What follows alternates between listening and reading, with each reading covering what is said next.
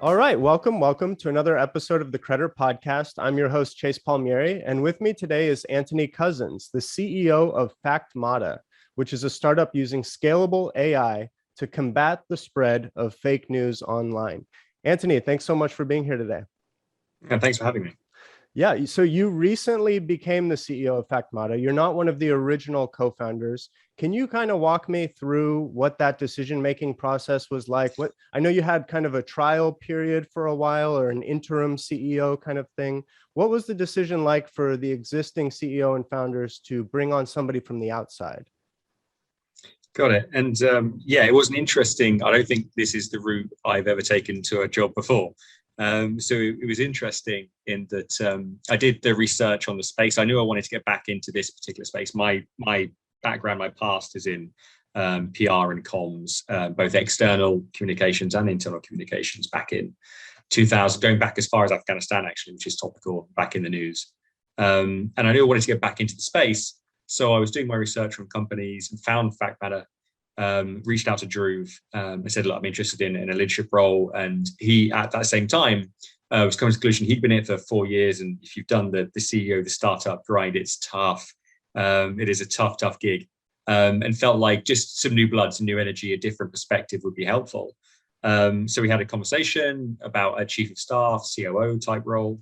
But as I worked with Dhruv and we got closer to actually what ended up becoming the strategy of the company, it just lent itself more towards my background, my network, and kind of where I could take it. So had a conversation about taking on the CEO role and allowing Dhruv to elevate himself up into founder status, and really kind of acting more on the strategic advice, the introductions, and really letting the day-to-day sit with me, because that's kind of my background is day-to-day kind of running operations and running businesses. So it just turned out to be a good, really nice, timely fit, to be honest. Yeah, and you kind of mentioned your background there, specifically with Afghanistan, as we see the developing situation there. So just for our listeners, you have previous experience at the UK Ministry of Defense, where at one point you served as a counterterrorism policy officer and were even awarded an Afghanistan Operational Service Medal. So I normally wouldn't ask a guest of this podcast about an issue like the situation in Afghanistan, but I'm curious if you have any thoughts or perspective that you might be able to share with the developing situation. Sure. It's a tough one. So it brings me back mixed memories, really. From a personal perspective, it was one of the most formative times of my career. I learned so much in that period, and I developed so much. My risk tolerance and my stress tolerance went up, and now after Afghanistan, nothing really phases me, because unless a life is on the line, we could probably deal with this. It's fine, so from a personal perspective, I really appreciated that time to develop myself and also see what a truly well-organized, well-motivated team of people can do. Working with the armed forces on a deployment in an operational perspective is the most inspiring kind of position. I feel very fortunate to have had the opportunity to work with the armed forces in that kind of deployed mode, because literally they can do anything, right? A team of well-motivated armed forces personnel can literally achieve almost anything. And to see that coming together and knowing that it's on the basis of years of training and the cultural work that they do, and that was inspiring. So on the personal level, I found it really beneficial. Then on the kind of the professional level, it was frustrating. It was really frustrating that the challenges with the mission, the challenges with my role in that, which at the time was effectively engaging with broadcast news, traditional media, to keep them informed and aware of what we were doing in Afghanistan on the kind of democratic development of the sustainability development, knowing full well that actually the mission required me to not win the hearts and minds of the people reading The Sun or looking at Fox News. It was to win the hearts and minds of the Afghan people, but really not having the tool set and the support and the resources to do that. So I learned a lot, but basically mostly how to lose to the Taliban in an information war, when they had the agility, the creativity for giving out free mobile phones to people in villages, which won them credit and gave them a direct line of communication to people. Like, why didn't we think of that? Why didn't we do that? We were stuck in the mode of traditional engagement that kind of really did make it easy for us to win that. I don't think, to be honest, I don't think it would have made any real difference in the outcome. The outcome that we've got right now is mostly a combination of a little bit of mismanagement by the Afghan government, and if I'm honest, a supportive Pakistan for the Taliban, which we were not allowed to talk about at the time. It hasn't really been part of the narrative, hasn't really been part of what people have spoken about. But that was known at the time, has been known since. Everyone's talking about it now, but we weren't allowed to talk about it back then. So mixed memories. Although I can tell you that I wish I'd had a Factmata when I was in that role. The amount of kind of hard graft and manual effort it took to understand what was being said by who and where, which the technology didn't exist back then, but it would have made a real difference to my life if I'd had it. Yeah. And what do you think that the media that's reporting on this story right now is getting right or wrong about the story? Because a lot of what we're seeing is criticism of the handling of the withdrawal and all of this, but not necessarily suggestions on how it could have been done differently or better. It seems like a moment just to kind of use Biden as a whipping post. Do you have any things you like or dislike about how the media all around the world is covering the story? I think I like the focus that wasn't really there previously on women's rights, which was a small sub point of one of the reasons we went into Afghanistan. Right, mainly it was on a counterterrorism angle, and I like that now there is less talk about the counterterrorism angle, which is still valid. But actually, there's a lot more talk about the women's rights issue. So I don't think that would have been the case, 10 years ago. That wasn't really covered all that much. I mean, it was certainly covered, but not headline news. And now it is almost one of the defining characteristics of the discussion is, will the Taliban allow women to continue to work or continue to go to school? So I guess I like the shift in the narrative to cover those kind of points. But to a degree, whoever was going to be in charge when this ended was going to be the person who got landed with the blame. But there's been a number of presidents that have been through that campaign, right? So I think it's unfortunate that Biden's the guy that's there kind of dealing with it, when the outcome has been known for many years. So yeah, there was only a couple of hopes we had, which is that the government would kind of be stable enough, be strong enough as a democratic institution, that the armed forces and the police would be strong enough as independent bodies. That was our hope. That was our only real hope that this would work, but also the fact that Pakistan was kind of there supporting the Taliban in the basically waiting out the timeline. And as soon as they had that timeline, which was, I think, the deal that under Trump's administration, as soon as they had that timeline, that they knew that's all they have to wait for. Just wait for that time and come back in. So yeah, I don't think we've known the outcome for some time. It's just a question of when it was going to happen. Yeah, I think that's absolutely right. And last question on this before we move on to Factmata and the work you're doing there is, what do you think the news consumers around the world don't know about this story that maybe they should? What is kind of a piece of nuance or perspective that, if you could, you'd give to all the news consumers who are following this story right now in real time? Interesting question. I think I would say the Pakistan point is still worth making because it isn't. I still don't think that is covered enough. That people are looking to place blame on, it was the plan going in, it was a strategy while we were there, or it was the deals that we struck. But if it weren't for Pakistan being an enabler and a supporter of the Taliban while we were engaged in conflict, and whilst the Taliban were sort of out of the country, if it weren't for those guys, we might have had a different outcome. And I think the international community needs to ask a lot more questions of Pakistan and make a lot more statements around their role, and make that a lot clearer that kind of behavior is not to be tolerated. But for many reasons, that's been a difficult political point for a number of politicians to make. So I think if they're not going to make it, the journalists and the media and the public should be looking there and asking those kind of questions. Okay. And let's turn now to the work you're doing at Factmata. So Factmata is using AI to deal with brand safety and online content in a number of different ways, including narrative monitoring, which I want to get into later. But can you start by explaining to our listeners what is brand safety in this context, and how do issues around brand safety manifest online? So we're trying to help brands in an increasingly cancel culture, right? And that's kind of the slang word that everyone will know kind of the meaning of, right? If you get your response wrong on a kind of an issue like of sexism or racism or any of those kind of cultural zeitgeist moments, you're at risk of having entire product lines pulled back, or at the very least you'll have a dent on your bottom line, right, on your revenue streams. If you're an individual or a celebrity or a small bit, you could be completely wiped out by a wrong response to one of those kinds of issues. So we talk about kind of brand safety. We're talking about the kind of content spread online, so racist content or sexist content, hate speech, religious attacks, those kinds of posts being shared on Twitter or on Facebook or Reddit or wherever, those being shared by individuals isn't what we're talking about. The challenge for brand safety is when they're associated with those. So if that kind of content comes from an employee of one of those companies, or if they are implicated in supporting or enabling that kind of content, that's where there's a brand safety issue. That's where the brands may then get attacked for having enabled it, supported it, not having resolved it, or not having responded to it. Those are all brand safety issues.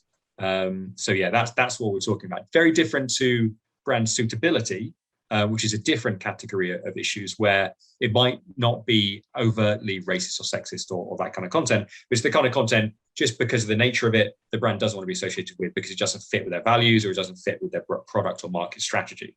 So what we're talking about is brand safety, real toxic, bad stuff on the internet being shared online, which has the implication for companies if they don't either rebut it, respond to it, or close it down.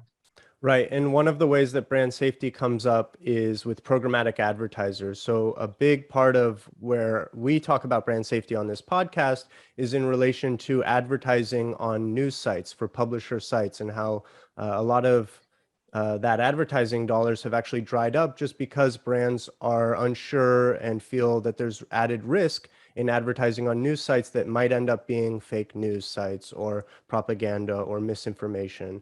So brand safety in that context is also really relevant to our conversation.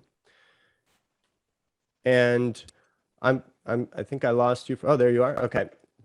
So what I was going to ask you is, Factmata says that it was one of the first startups to actually block fake news in the ad tech market. Can you tell me, maybe you weren't there for those days, but obviously you're still maintaining that revenue model. Can you tell me what it was like to try to approach these programmatic advertisers in this way? Was there any pushback on adopting a solution like yours? I think actually, interestingly, so I don't know about kind of the back then, but I can tell you the conversation right now is actually thriving. So the whole the cookieless future, which is ever online now. People talk about the implications of withdrawing those cookies and how they're going to work out who to sell to in a future where they don't have those cookies to rely on. So actually, we're finding contextual marketplaces like Launch4D by Silver Bullet, who were one of the partners we worked with to identify the scale of this problem.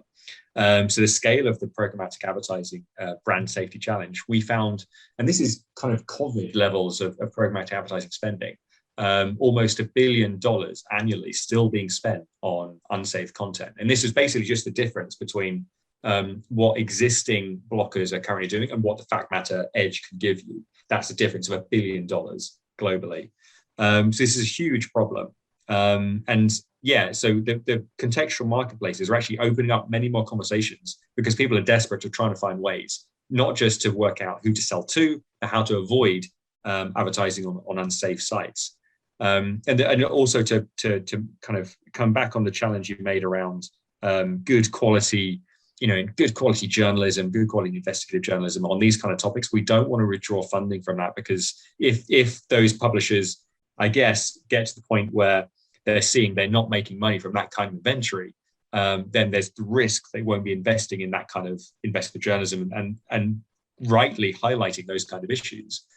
So we've got to do better than very basic models that do exist in the market, just looking for very basic keywords.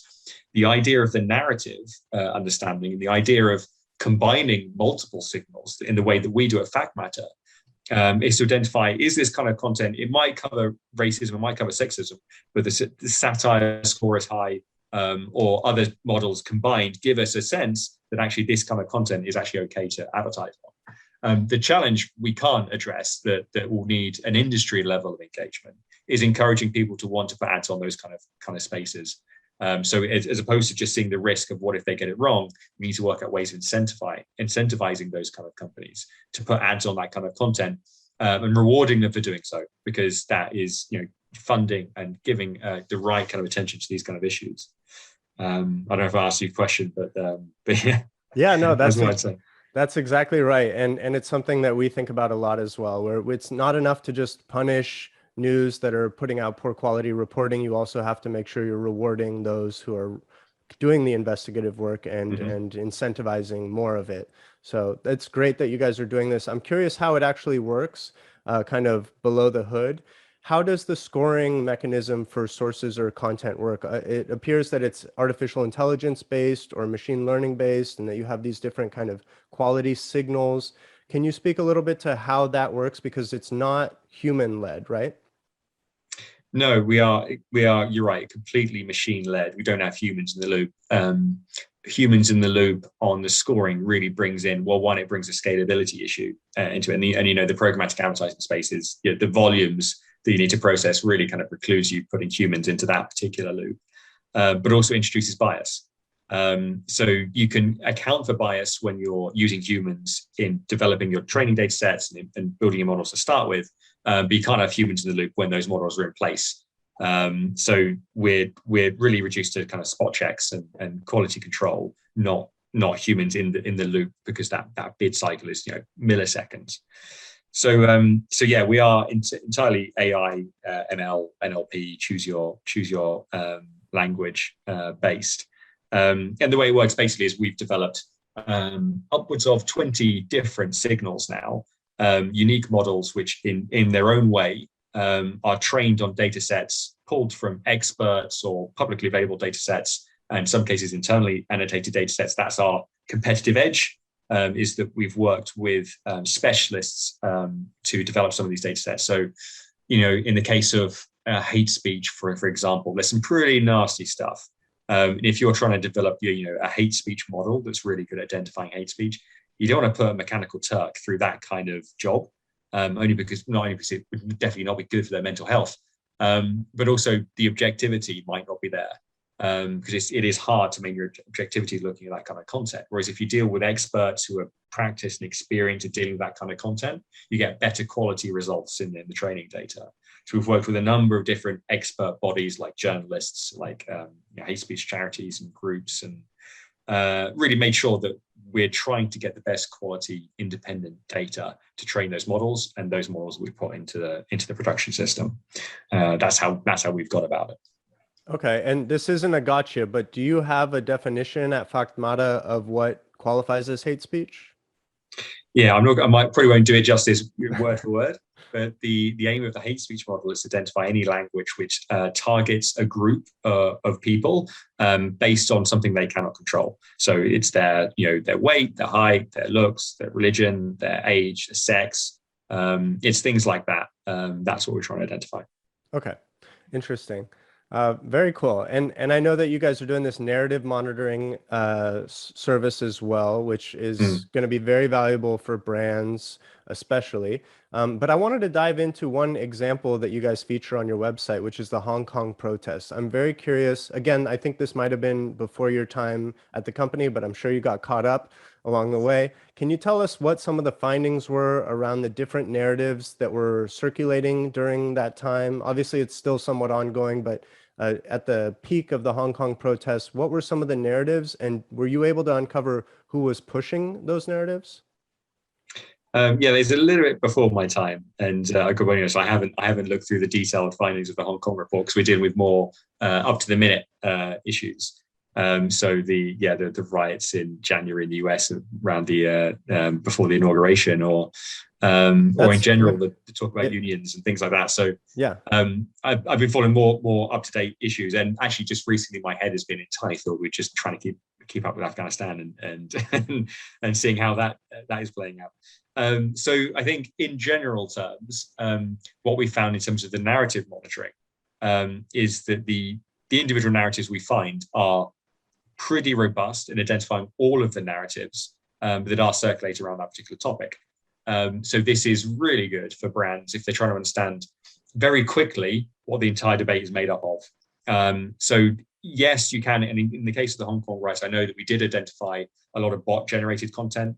So these were bots putting basically, not fake narratives, they're real narratives, but they're fakely amplified by the amount of bots that have been employed to kind of basically pro-government narratives. So we did identify that kind of content. In the case of unions in the US, which we did for another client, finding interesting narratives that demonstrate the strength of support for commercial unions, but really generally anti and inflammatory language even associated with public unions in the US, particularly police unions and teacher unions. So the strength of the narrative model, because it creates an entity which you can then track over time, like what is the public sentiment towards police unions in the US? We've got a narrative for that. We can see when it started. We can see how it's growing. We can see who the influencers are behind that narrative, both from a popularity and an influencer score perspective, but also from a stance perspective. I think that stance model is also worth talking about because the classic sentiment analysis that most systems out there and most PRs have been using for the last 10 years, we all know it's sort of broken, but it's been all we've got, and it's been consistently broken at least. So at least your kind of, your scores are consistent, even if they're not really worth much. So we've taken the narrative model and combined it with an evolution of sentiment called stance, which doesn't just look at, are these words independently, objectively, positive, neutral, and negative? It's, are these words positive, neutral, and negative towards the overall topic? As in, what is the intention? What is the meaning behind the words? Because some people can use really, negative words that in a straight sentiment model might come across as negative, but they mean it in a positive way. So, killed it, right, is a great example of like when people are using words that in a sentiment model might come across negative, but in a positive way. And another one which we did for a real client, sickly sweet. So sweet, generally a term associated in a sentiment model with positivity, but sickly sweet, we know that means negative. So that stance model is combined with the narrative model, I think is where we're taking things for brands. Okay. And do you think that the most prevalent bot examples that we see online, and maybe this is something that you guys are uncovering, does that tend to be led by a nation state because they have the coordination and resources to really kind of coordinate around a narrative and get it out onto all of these platforms? Do you think that the bot armies that we refer to are tend to be bot armies associated with nation states? I think it completely depends on the topic.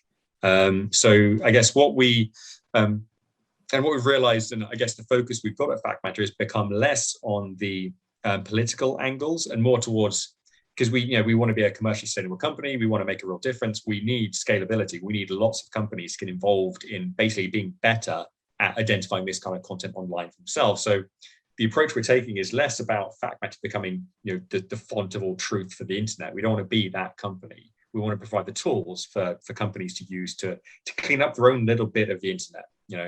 That's our approach, and that's taken us towards companies and commercial reasons for identifying this content, and I guess slightly further away from the political use case. We don't really sell to governments. We don't really sell to those kind of entities. So I think but in doing that switch and in having done that research, I think what we found is the political, the state-led, ideological as well as political content tends to be, a bit more state-led, but then there's still plenty of it going on between the right and the left and the left and the right. But what we found in terms of content related to specifically COVID, the coronavirus misinformation, that is a great example. I think that's kind of widely known now, that actually that's not state-led. I say state-led, there has been some state involvement, but that isn't state-led, that's individuals making money. And those individuals have spawned an entire kind of, non-army is reusing that same word, another type of influencer, right? The fake news entrepreneur, the people who have worked out, if it doesn't matter what I say, if I can get enough people interested in it and looking at it, I can make money. So those are the kind of people that we're now seeing starting to employ PR firms, starting to employ off-the-shelf bot farms from outside of the US and outside of Europe, to effectively just promote their fake content so they can make money off of the engagement and the attention. And that actually is, for me, the biggest problem we're facing. The challenges of a state-led kind of disinformation campaign targeting the right or the left or trying to stoke that discord, that is a big problem. But it's a small part of most people's lives. Whereas the bigger part of what people do on a daily basis is, decisions about everything they do, everything they spend their money on, everything they do with their spare time. And that's where misinformation, disinformation causes real social discord inside families and between people, because it's on all of the other things that people talk about. So I think that for me is the bigger concern. And that's why we've ended up focusing on commercial use case, of which COVID might well be the biggest single issue on the commercial use case. Obviously, COVID misinformation, we talk about it as like a real health issue, but there's pharmaceutical companies that have invested billions in that research. This is a commercial problem, right? If there's a lie about Pfizer's vaccine giving you brain cancer, Pfizer's PR team need to fix that problem because that's going to hit their bottom line.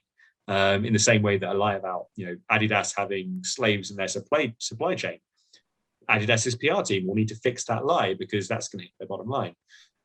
So that's kind of where we're focusing. And I say, it's you find bots all over because it's getting easier and easier to use them. But my biggest concern is how easy it's going to be for individual fake news entrepreneurs to create this kind of content. Yeah, and so right now, like you said, you're focusing on these commercial clients, the corporations. But I'm wondering, does your background at the UK Defense Ministry, does that lend itself towards landing clients that are actual nation states? So for example, the UK approaches you and they want to keep an eye on how the UK is being talked about or how a particular bill or policy is being talked about? It's funny, having worked for the government, I know how hard it is to sell new technology into governments. So no, we're not actually actively targeting selling directly to governments. We sell to PR agencies, in some cases PR agencies that might advise governments or government entities. But for the most part, we're actually just dealing with straight PR and social media agencies dealing with brands. So they might be interested in the kind of topics that the government might be interested in, for example, unions, for example, coronavirus or COVID-related information. But for the most part, no, we're not directly selling to government entities. Only because I think the challenge with AI in general and government spending is it needs to be proven first, and it's the private sector that tends to prove new technologies, and then the government follows on. Yeah, that makes sense. So what is one of the biggest challenges that you and the team are facing right now? That's a good question. I would say an element, and this is, I think, not specific to us, but every AI firm out there, and this is my own experience of working in AI firms since 2014, when AI was sort of kicking off and people starting to really get on the bandwagon of hey, we've got to use AI for stuff. So 2014 was pretty early days. Back then, the challenge was, does it even work? Does this actually give us results we can rely on or trust at all? Right? And that was the challenge. Over the last kind of almost 10 years that we're working in the AI space, I think it's become much more complex. Like the models and most of the AI out there has now become effectively commoditized, right? Most of the stuff you can buy off the shelf, and people's ability to trust that the model will just work. The model will work. Given the right kind of inputs, it will give you expected outputs. So that is no longer almost a technical challenge. If you can think about it, and if there are predictable inputs and outputs and rules you put in place, you're almost certain. And most people are comfortable now assuming the model will work. The challenge we've got is in explainability, because previously when a human was doing the work and they were literally writing out on paper, right? Here's the data I've looked at, here's my assumptions, here's my thought process of transforming it, and here's my conclusions, and this is therefore what I'm going to recommend we do. That ability to explain very easily to anybody engaged in that process Okay, I'm investing, I'm going to give you £10,000, I can give you £10 million to make a decision, to take on this action, whatever. They've got that explainability. It's very easy to see, very easy to challenge, very easy to have a conversation around. Now we're asking those same people to throw away the piece of paper and rely on a black box, rely on the algorithm, which, despite it being able to prove 100 times out of 100, yes, it will give you the expected results. They can't explain why. And that creates a challenge in people's fundamental workflows when they are using the results of a model to make a recommendation for a client, for example, in our space, if they're an agency. And they're explaining to their client, well, we think you should be talking about these words, and we think you should be spending this amount on this campaign. Why? Well, the algorithm told me so. Is a harder way for them to engage with their clients. So I think that's where our challenge is to, and we're working on this right now, is to make our algorithms as explainable as possible, so you can see the reasons why it's come to those conclusions. You can see the words that we used, you can see the formation of the narratives, you can see how that comes together, so that they don't just get the results, they get the results in a way they can give their clients reassurance that they've actually, done the hard work.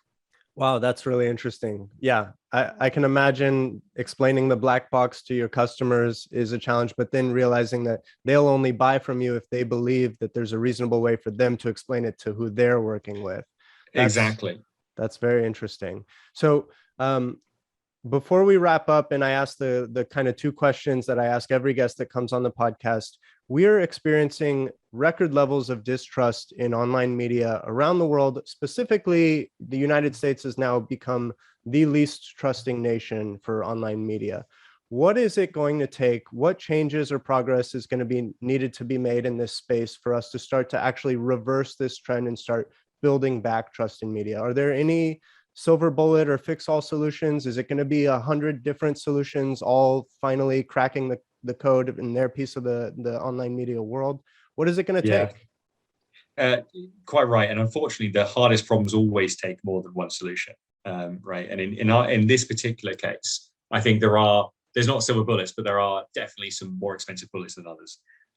So I think starting early on education, so critical thinking, and basically just generally explain to people how the internet works, how the attention economy works, how there is a reason why your ads are such. There's a reason why this particular content was flagged to you. Explaining to people from school age onwards how that works, I think would be super beneficial. And the unfortunate thing is we didn't already do that 20 years ago. So we're now in this period where the content that was, rather, I say we're in this position now, when Facebook and Twitter, 2006, 2007, those kind of like years when it started to really take off, we were in this, I feel, this golden age where those guys weren't making a whole bunch of money from advertising. They were literally starting out to just change the world, enable new forms of communication. And it was just like this golden age of, and I remember thinking this when, there was wildfires. I think it was might have been late 2006, early 2007. I'm so old. I was there on Twitter in those early days. But there was wildfires, and people were on Twitter sharing where they were, where the fire was, where they could go to be safe. And I remember seeing that. I think this is absolutely amazing. It's hard for people now to comprehend how amazing that was back in 2006 because it just didn't exist. It wasn't possible. So I remember thinking, this is amazing. This is going to change the world. And then fast forward a couple of years, I was in Egypt for the Arab Spring. So effectively the social media revolutions, as they were called, right? In Egypt, in a non-democratic country, they achieved, a brand new government that they wanted because, they were able to organize themselves faster and better on social media than the government security apparatus had ever had to respond before. And not just that, they were able to share their stories with the world and get international support for the cause. So again, it's like 2010, 2011, when that was happening, I was like, this is amazing. This is, for me, the pinnacle of our achievement of social media. Look what it's done. But as both Facebook and Twitter and other platforms realized their entire income stream was going to be advertising, such the rollout of new tools, new targeting ability, people started to exploit the new targeting ability, get Cambridge Analytica, get 2016 election, get Brexit campaign, get whatever. We've seen the kind of steady decline in the quality or the impact that social media had in our lives. But that said, I don't think we can blame the social media platforms for this. This is, in the case of the guys promoting COVID misinformation, these are people who've seen a way to make money, and they're just making money. They're not necessarily breaking any laws. We are enabling them to use those platforms in that way to make money. So, we've got to look at the platforms for some help, but it can't be all them. We've got to look to ourselves in the way that we engage with media, the way we teach our children to engage with media. And we've got to look at our own engagement with that same media. And I think there is a lot of hypocrisy in people kind of condemning other people for sharing fake news. I guarantee we've all done it. We have all done it. Because that inherent instinct to share something which fits with your confirmation bias lowers the bar for what you'll share compared to something that doesn't. So, like, we've all done it for certain. If we haven't shared misinformation, we have shared information we weren't sure was true, which is as bad. So I think, there are a number of different things we've got to do. And our small piece of this is just to enable more companies and more organizations to get involved, to find that kind of content, to do something about it. And would you say that public awareness and public consciousness on these issues around media literacy and, the attention economy, documentaries like The Social Dilemma, do you think that the public is becoming more aware of these issues? For sure, absolutely, for sure they are. I think we've still got a long way to go. But I think for sure they are. But it probably also depends to a degree on their age range and their experience. Like, we have this nasty period where we've got a lot more controls in place now and a lot more protections in place now than obviously we had 10 years ago.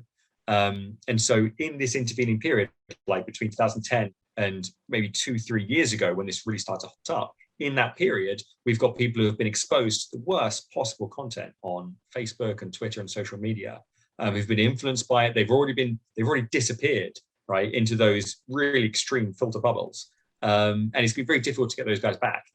So I think we've got this now kind of bubble effect of people who have been through that and are now going to age in line with those bubbles that we've got to be kind of mindful of. But hopefully, because the protections are in place, younger people come through the system with more education, we won't be as bad as that again. But we've got to recognize we have a whole bunch of people who've been through the system without any protection, have been not ruined, but they've definitely had their sensibilities and their outlooks on life changed by it, and not for the better. Yeah. Well, before we get to the last two questions I ask every guest, Antony, why don't you tell listeners a few places they can go to follow you and your work? So factmata.com would be a good start. We actually have a crowdfunding campaign going right now. We're up to nearly $250,000 from a whole bunch of people. We wanted to have a crowdfunding campaign just to give a broader community of people access to our company and engage them in our story. We want to be representative. wefunder.com/Factmata.